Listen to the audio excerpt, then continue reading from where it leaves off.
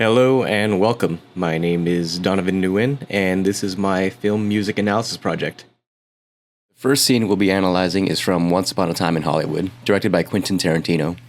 One of the hallmarks of Tarantino's style is his sparse use of traditional underscoring in favor of existing pop music to portray the moods in his scenes and of his characters.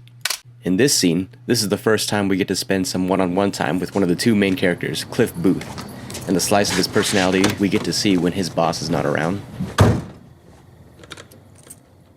The first piece of music we get to hear is Diegetic, Billy Stewart's rendition of Summertime, playing off of the radio in Cliff's classic Volkswagen convertible. The lyrics portray a parent reassuring their child that everything will be okay, that one day they will wake up and life will be good, and they don't have to worry about a thing.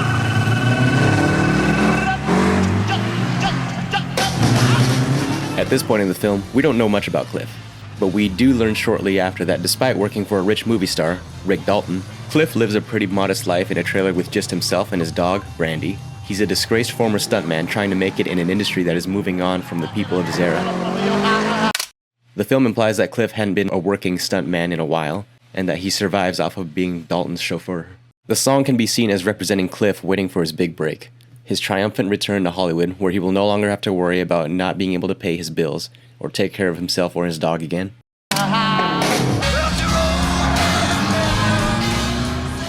In a jump cut, the second song Cliff listens to is The Letter by Joe Cocker and Leon Russell. This energetic and emotional song depicts a man receiving a letter from a girl, beckoning him to return home, to which the man eagerly and emotionally accepts, getting home as fast as he can to escape the loneliness. This can be connected to Cliff's own sense of loneliness and dissatisfaction, as his only real friends are his boss Rick and his dog Brandy. It can also just be a sonic representation of what Cliff is literally doing in the movie, driving home as fast as he can to see the thing in his life that he cares most about, his dog.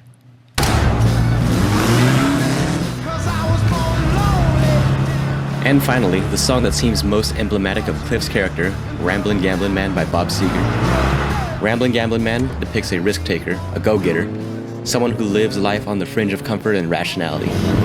As we see by Cliff's driving, he lives for the small thrills in his life, driving confidently yet recklessly through the congested streets of Hollywood.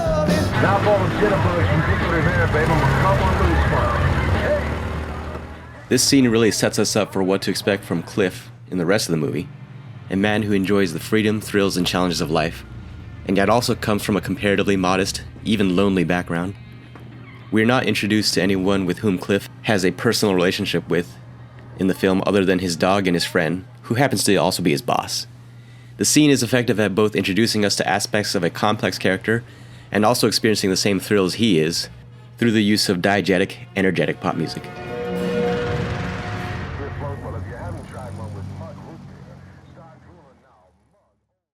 Moving into the Marvel Universe, in Avengers Infinity War, directed by Joe and Anthony Russo, we'll be examining a scene with a far more traditional Golden Era-esque style of scoring. In this scene, Thor, the Norse god of thunder and one of Earth's superheroes, is trying to reactivate a forge powered by a dying star to build the ultimate weapon, Stormbreaker, the only thing he knows capable of defeating the film's main villain, Thanos. And if I die? Yes, that's what killing you means. The first sounds we hear are horns building up. We as the audience are shown that in order to start the forge, Thor must stand in the direct beam of energy from the star. The music is tense and builds up energy as he starts to crack open the forge.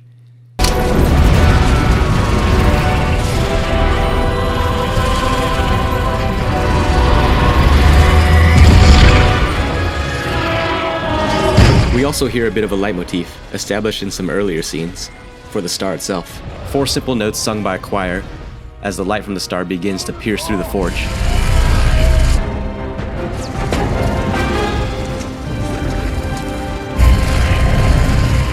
Strings begin to start playing as Eitrigg the dwarf waits for the metal in the forge to start melting, worried that his friend may not survive holding the forge open long enough.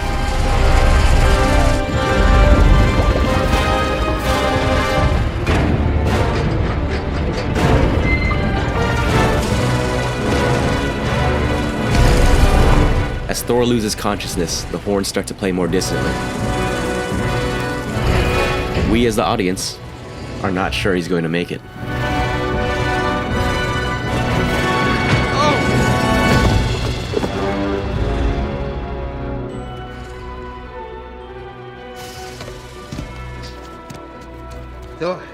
Say something. Come on.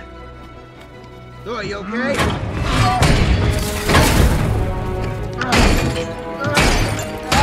I think he's dying. He needs the axe. Where's the handle? Tree! Help me find the handle! The horns start to become more triumphant as Groot, who at this point in the film has been very apathetic to others around him, starts to consider putting himself in danger in order to finish creating the mystical axe in order to save Thor.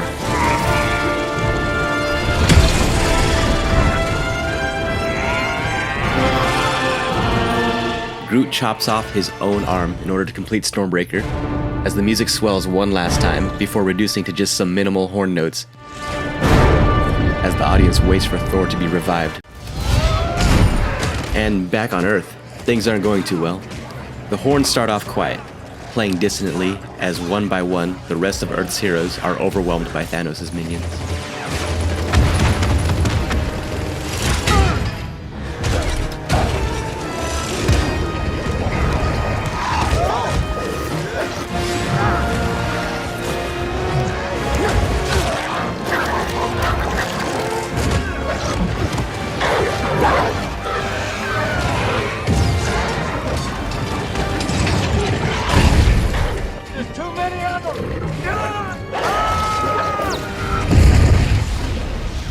Then, we see a familiar beam of Asgardian magical light.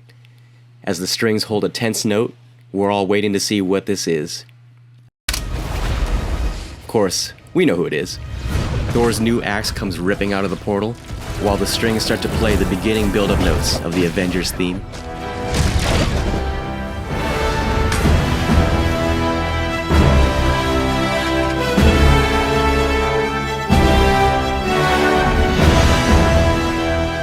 And here's the film's strongest use of the Avengers leitmotif.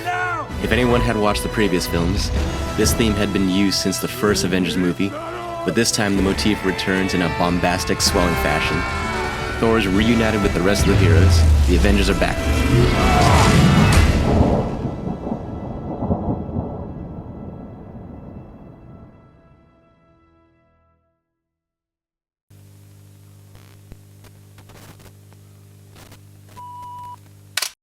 And returning to Hollywood, we rejoin Cliff as he investigates one of his old filming locations, Spahn Ranch, which has become the main home of the infamous Manson family. After giving a ride to a hitchhiker back to the ranch, Cliff has become suspicious of what the Manson family may have done to the owner of the ranch, who the hippies claim is alive and well, but for some reason are refusing to allow Cliff to see him.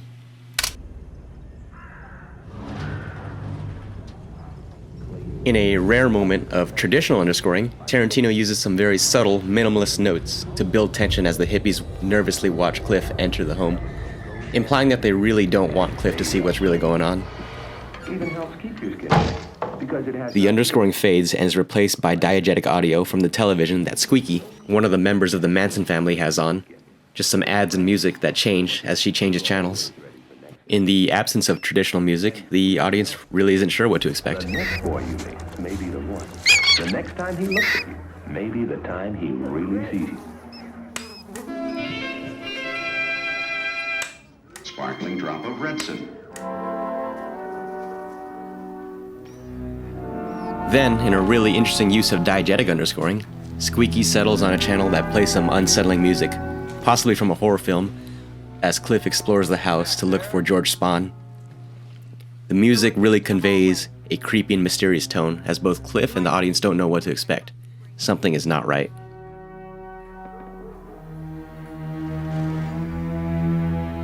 He may be tired.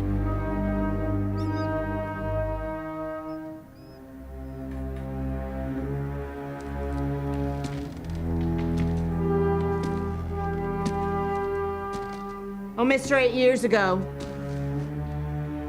George is blind, so you'll probably have to tell him who you are.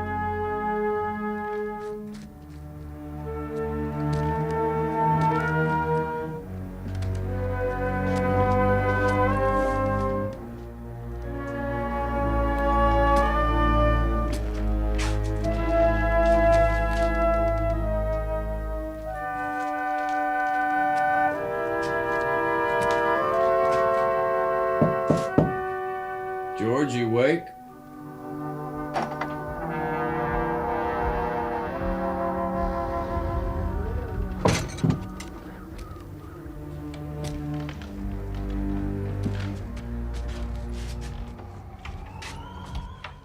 Notice that even as he enters the doorway, the music shifts from diegetic to non-diegetic music as the music from the TV continues to play even though he's out of earshot. George? George! Hi, George. Wait a minute. What's going on? And here the music disappears entirely as the audience's expectations are subverted when Cliff finds that George is alive and well. Just stopped in to say hello and see how you're doing. John Wilkes? Cliff Booth. Who's that? And that's it for my film music analysis project. I hope you've enjoyed, and thank you, Professor Moore, for this really fun assignment.